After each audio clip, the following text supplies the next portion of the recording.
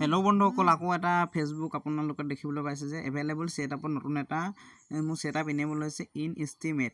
আপোনালোকে চাব পাৰে যে এইটো যদি মোৰ প্ৰফাইলটো ৰিফ্ৰেছ কৰি দিছোঁ, আপোনালোকে চাই লওক। ইয়াত এটা আহিছে, ষ্টাৰটো অলৰেডি ইনেবল হৈ আছে আৰু ছাবস্ক্ৰিপশ্যনটো ইনেবল হৈ আছে। আৰু এটা আহিছে আপোনালোকে দেখিবলৈ পাইছে in estimate.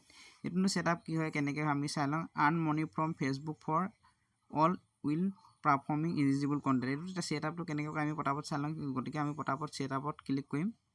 Monetization beta combines three আমি কমাই দিম আৰু ছেটআপ কৰিবলৈ বেলেগ এড টল বুলি একো অপশ্যন অহা নাই। আই এম ইণ্টাৰেষ্ট বুলি ইয়াত একেটা দিছে। ইয়াত আপোনালোকে দেখিবলৈ পাইছে কিবা এটা কৈছে যে let's use now your interest in this program exploring interest this program does not granted except you when receive respond if you are not eligible. ইয়াত আপোনালোকে ছাবমিটত ইয়াত কিবা এটা লিখি ছাবমিট কৰিব লাগিব। আপোনালোকে thanks for sharing program will be notified become eligible, ইমানে কৰিব লাগে আৰু ইয়াত একো কৰিব দৰকাৰ নাই। কাৰণ কেলৈ এইটো অলৰেডি আপোনালোকে এইটো যদি কয় কণ্টেণ্ট মনিটাইজেশ্যনটো অলৰেডি আহি গৈছে। গতিকে ইন এষ্টিমেটত ছেটআপৰ কোনো দৰকাৰ নাই বুলি ভাবোঁ, কাৰণ কেলৈ এইটো ছেটআপ কৰিবলৈ একো অপশ্যনেই নাহিলে।